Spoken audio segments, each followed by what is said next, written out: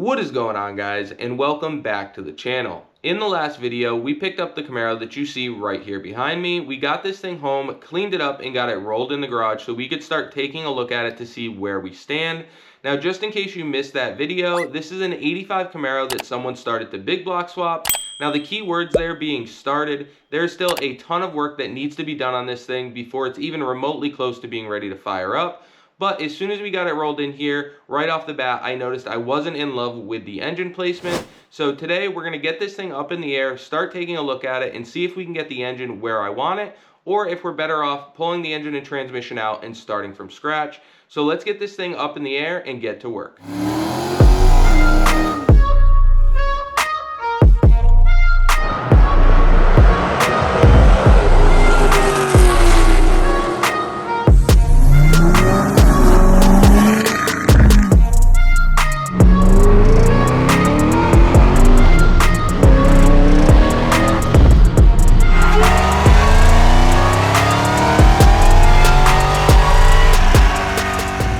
Now that we've spent entirely too much time getting this thing up on stands, let's crawl underneath it and see what we've got for a transmission. So the first thing I noticed getting down under here is there's definitely a nice BMR adjustable torque arm, so that's definitely a nice bonus.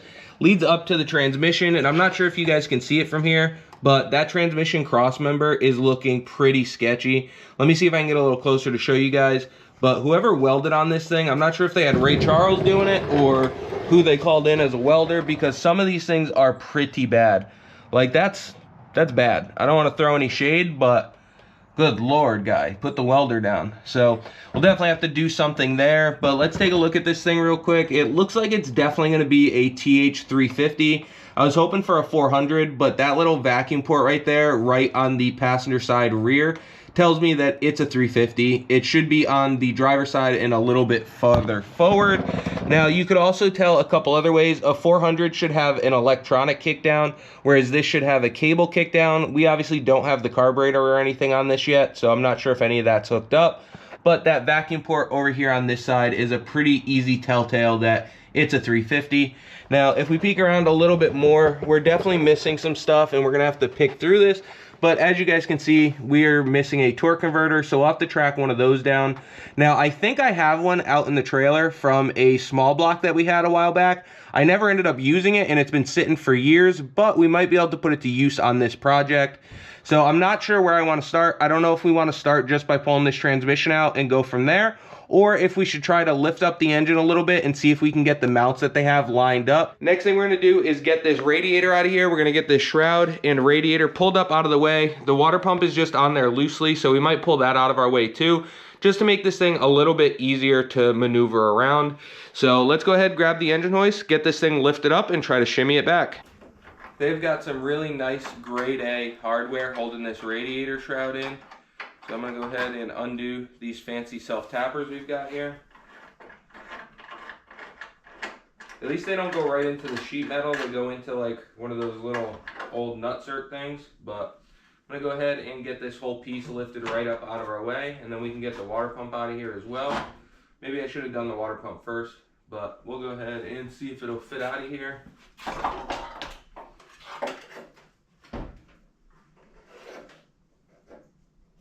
Looks like they had a switch right up here at the radiator to kick the fan on. Make sure we put our nice hardware back so we don't lose those. I'll have to get some different nuts to fit that, or some different bolts to fit in there later. Or we could just do like an actual nutsert, which would come out better. And then it looks like they had a fan on the front of this thing as well. Pull this whole assembly right out of the way. Not sure what this radiator's out of. I don't know if it belonged in this Camaro or if they stole it from something else, but it is plastic tanks, which sucks. I'd like to put a nice aluminum radiator in here, but again, I just want to get this thing running first and then we can decide all that. So I'm gonna go ahead and get that water pump pulled off, then we can grab the hoist and try to scoot this thing back. It'll be kind of nice to get this water pump off of here in general though, so we can see what the water passages look like. Wow, I think it's heavy for what it is. Wasn't expecting that. Water pump looks like it was new before it got set on there. There's water in it, so it's not ideal. Been sitting in there for a decade. But we'll go ahead and set this off out of the way and take a look. Now that we've got the radiator and the water pump out of the way, we're gonna start popping the distributor and cap off. We're gonna get all that disconnected so we can pull it right out so we don't crush it when we start moving this engine.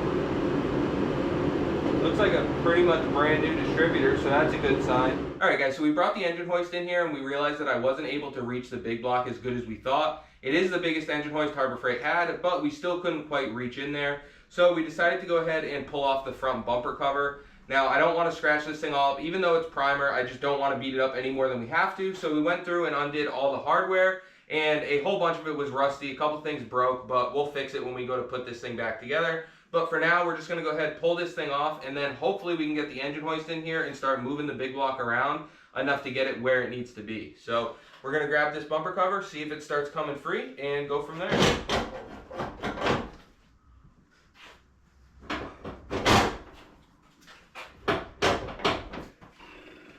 her a good tug. All right, so this one up here in this top corner broke on us. The insert that goes into the bumper itself is spinning inside there, and you can't get between here with vice grips or anything. I was gonna try to weld something onto it, but we ended up prying the plastic around the like washer looking piece, and now we're gonna slowly start to pull this bumper off. Now there are a couple little electrical connections like these headlights and the marker lights, which I was not able to get the marker light because I couldn't get my fat hand in there. But we're gonna pull this off slowly. I'm gonna try to do it while we have it hanging in our arms.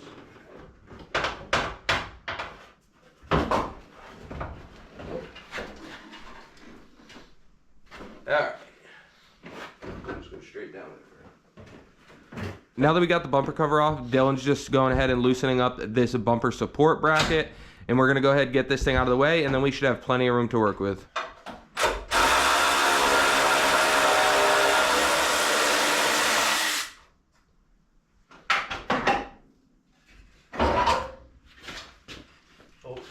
Hold on. There you go. You'll go down. Oh, scratch my impeccable paint. Impeccable. Impeccable. Once we got the bumper off, we noticed this piece, and it looks like they were trying to make an air dam to direct air at the radiator. Pretty cool intentions here, but something I thought was funny, you can tell some old timers did this in the garage because these are all square-headed bolts. I haven't seen a square-headed bolt on anything newer than that 100-year-old lathe we picked up in the last video, and these things are definitely pretty old school. But we're gonna go ahead and pop this thing off here. If we're gonna keep this on here to help direct air, which might be a good idea, we'll at least go ahead and switch these out to some regular stainless bolts. So let's get this thing popped out of our way, and then we can grab the engine hoist and start moving this big block. All right, I'm gonna see if I can get these cross member bolts undone. We have a little bit of tension up on the transmission with the floor jack.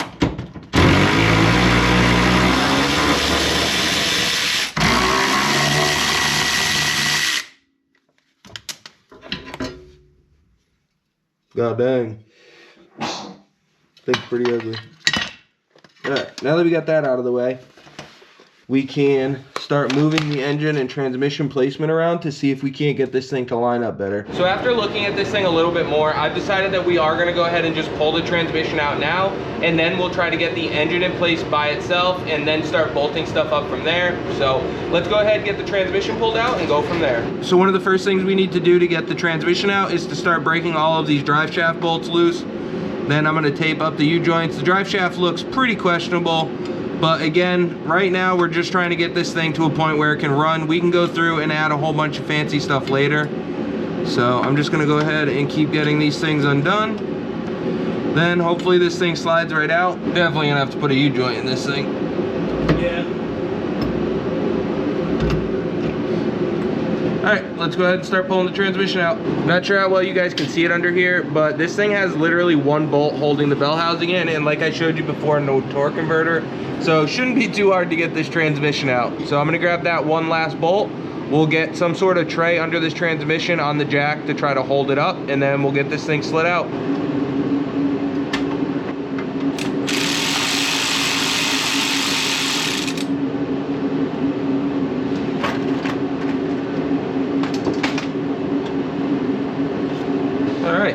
think there's much left we have to disconnect before we can pull this thing, guys. I don't know if I have to disconnect the speedo cable or anything, if they have one hooked up or not.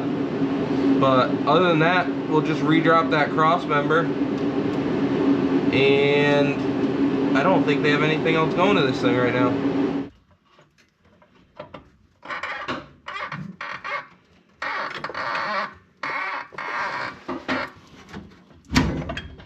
There goes that. It's going. Alright guys, so I went over there and got the kickdown cable out of our way. Now we're just going to keep a hand on this transmission and try to come down the rest of the way with it, keeping an eye that we don't get jacked up anywhere. Pun intended.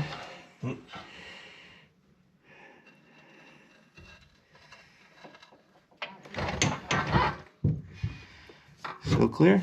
Mm-hmm. No bindage. Sweet. This is going to be fun to get the new one back in because using this jack method. Alright guys, so now that we've got the transmission out, we're finally ready to start lifting up this big block and see what we've got going on with these engine mounts, if they're going to work or if we need to find some different ones. Now, the other thing we noticed is I don't know how you're supposed to get to the bolts for the motor mounts. There's a notch in the frame by the control arm, but without taking the control arms off, I have no idea how we're going to get bolts up and through those or put bolts down and get a nut started. We haven't gotten that far yet. We really just want to get the placement right, but if you guys know what we're missing there or if we are missing something, let me know down in the comments. But we're going to go ahead and get this thing lifted up, mess around with these mounts a little bit, and try to figure out what we need to do with those before we call it a night. America. And a big block Chevrolet. You know what I love? America. You know what I love just as much as America? Big block Chevys. Thought we were going for it. Thought we were doing a bit. Third gen Camaro. Third gen Camaros. Whacked out because you cracked out. Hell yeah. So as you guys seen the other night, me and Dylan got the TH350 pulled out of this thing. It's pretty grubby and grimy, but it does have a remanufactured sticker on it. Now I'm not sure if that was just a junkyard pullout that was reman, but we are going to try to reuse this transmission, at least for the time being. The main reason is because I want to get this thing running and driving with as much of what we have as possible, just because then I'll be much more motivated to build a TH400, start building a rear end, and start doing some extra stuff to this big block. But for now, I just want to get it to a point where it's ready to fire up and be able to drive this thing. Now that brings me to the big block itself. Now, as you guys know, I was a little bit worried about the engine mounts that were in this thing because I'm not very familiar with third gens. This is actually one of the first ones I've worked on, especially trying to put a big block in it. And if we take a look down in here, you guys can see that those engine mounts that I was showing before stick off the frame a good little bit. This bolt hole is completely off. And I just assumed, since they were Moroso mounts meant to swap a big block into this Camaro, that whole pad would sit on the subframe. But after making a post to Facebook, I actually got some really good information from you guys that were showing me the stock mounts, how they hang off, and they use the same 3 bolts in the same exact way. So we are going to go ahead and run with those mounts. But before we do that, I'm going to take them down to the hardware store, get all new hardware for them so that it's nice and proper. No extremely long bolts that we need spacers for or anything. Just get this thing in there right. And while we have the engine up, we are going to take it out and put it on the engine stand. Like I said before, we were told that this engine is fresh, never fired, and it's supposed to be a 402. But after seeing everything else on this car, I'm just not 100% confident in it. So we're going to throw it on the engine stand. I'm at bare minimum going to pull the valve covers, probably the intake manifold and the oil pan, and see what exactly we're working with. If it's just a bone stock junkyard pullout that was painted up, or if it looks like it was freshly gone through. I also just want to make sure there's no extreme rust in there that's going to wipe out everything else.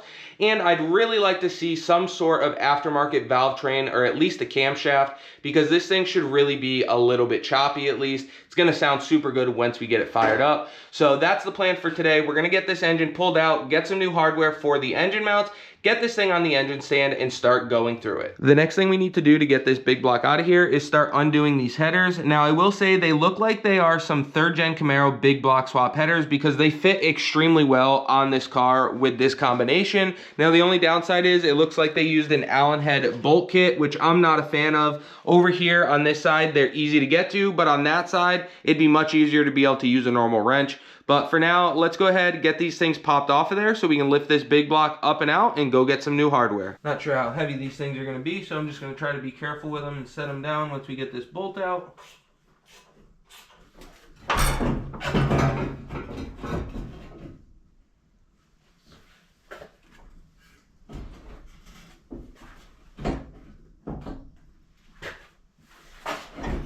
Well, we got the header sitting down on the ground, but it dumped nasty rust water all over my creeper here. So we'll get that wiped off. But we've got that one down out of the way for now. We can go ahead, pull the other one off, and then this big block should come right out of there.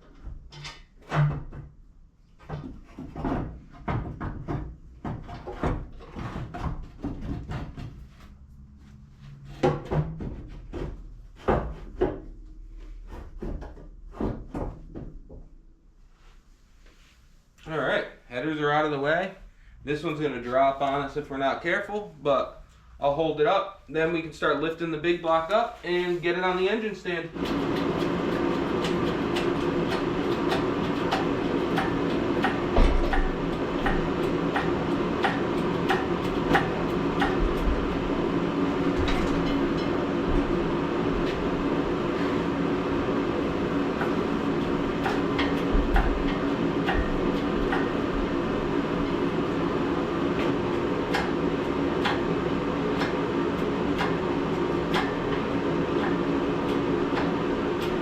I think we're finally good to open the door, and we'll try bringing this thing out.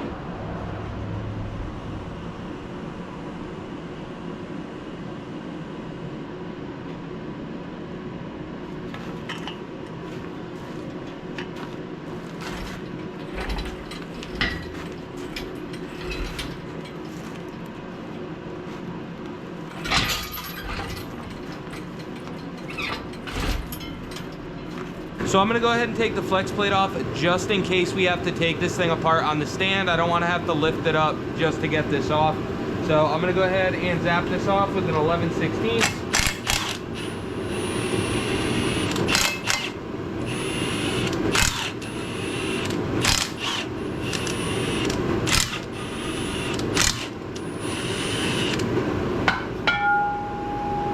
Finally, that thing was on there, guys. Well, that's cool. It is an SFI flywheel, or a flex plate at least. So we'll hang on to that. It's nothing special, but it says The Wheel by JW Performance. Never heard of them, but it's a SFI 29-1. So we'll hang on to it for now. See if it's gonna work out for us. There's some numbers stamped in it. We'll check it out.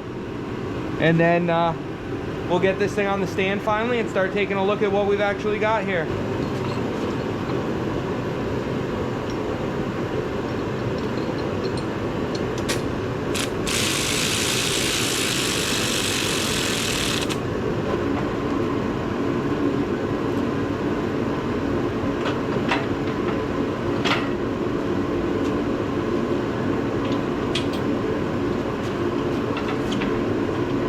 As you guys can see, we've got the engine and the stand mated up here. Now, just a word of advice, I originally bought a four-legged, or what I'm gonna call a four-legged engine stand, because I thought it was gonna be stronger, but it turns out it's an absolute pain to get things on and off the engine hoist sometimes, at least this engine hoist. So looking back, I might have gone with one of the little three-legged or like T-shaped ones. They look a little bit weaker, but some of them are super strong, and it would be much easier to get it on and off the engine hoist. So with that being said, we're gonna go ahead and get this thing off the hoist and try to get it in the garage.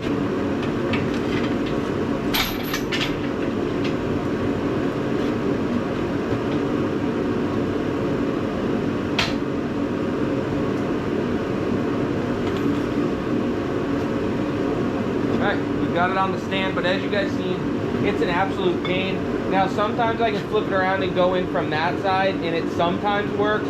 Or what else I've found is if I jack up the front legs, you can kind of go in from the side and get it to work. But either way, it's kind of a pain. Now that we've got the big block up on the engine stand, I'm gonna go ahead and start pulling the plugs out. I'm very curious to see what our cylinders look like. I'm a little bit worried about rust, so I'm hoping for the best here. But a while back, I made these blocks for another project, and I just had a scrap 2x4 and a step bit, and they actually work great to hold spark plugs and keep them in order. So we're gonna go ahead and use those guys and get these plugs pulled out.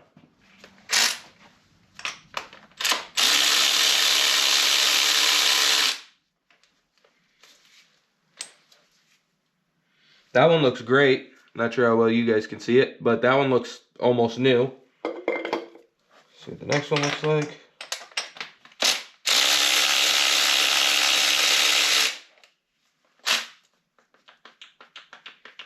Come on. Not quite as new, but not horrible.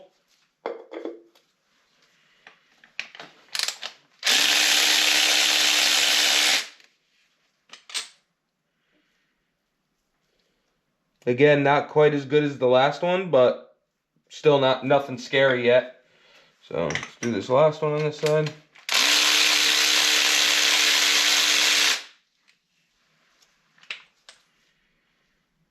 I like this one the least. There's very, very slight pitting or rust starting on that one, so I don't really care for that. We'll have to take a look at the cylinders and see what those look like, but the plug itself doesn't look too bad. Let's switch to the other side and get those ones out. Start right here in the front.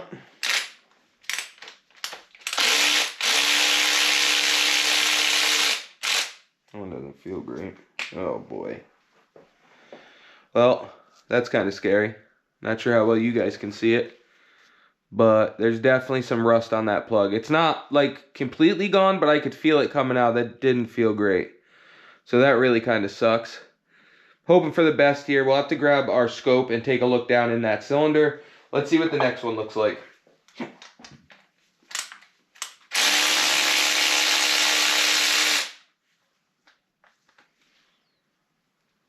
Not as good as the other side, but definitely better than that last one.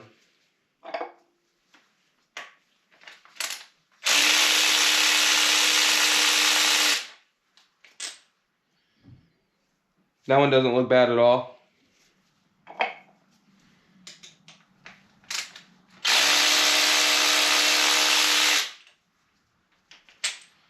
And that one doesn't look great.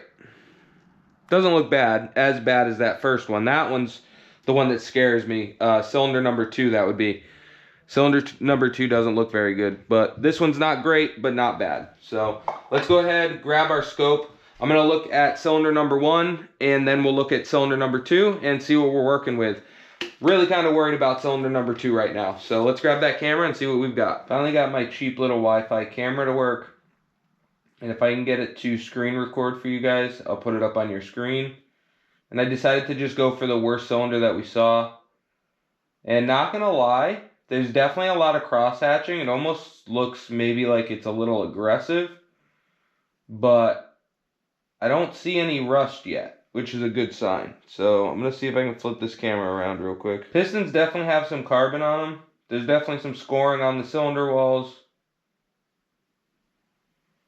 But I'm not seeing anything too scary. So as you guys just seen, I took my cheap little endoscope and went down into the spark plug holes, and I was actually pretty pleasantly surprised. I don't see any major rust on the cylinder walls. The pistons look all right. This thing was definitely ran. It wasn't a fresh rebuild like I was told, but I kind of expected that. But like I said, the cylinder walls do look really good. The cross hatching seems a little bit aggressive, but that could also be that super cheap camera, so not 100% sure how I feel on that. And then there is a little bit of light surface rusting on the cylinder heads itself since it's a steel head, but not too bad. I was a little bit nervous when we pulled that first plug. Now I just need to decide if we're going to go ahead and pull the cylinder heads off. We're definitely going to be pulling the intake manifold, the valve covers, and the oil pan, but I haven't 100% decided if I want to pull the cylinder heads off this thing. At least if we did, we could go ahead and verify a few things and at least get this thing as close to ready for boost as it's going to be. But like I said, the main plan is to run this thing NA for now, just get the car running and go from there, so we can always address that later.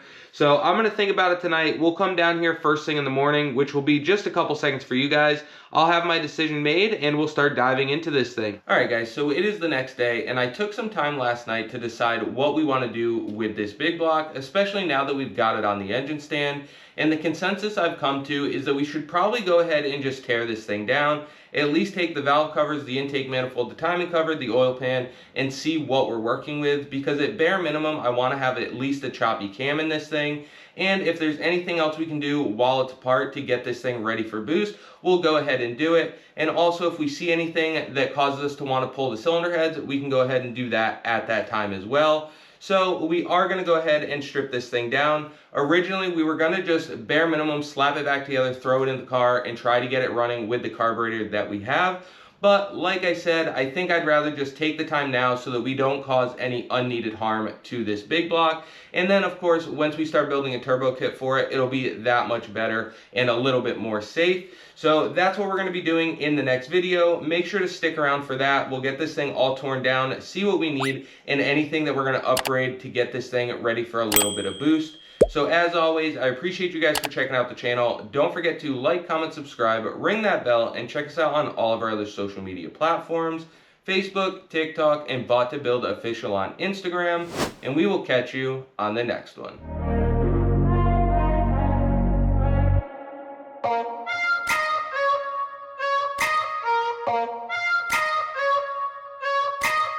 Bye.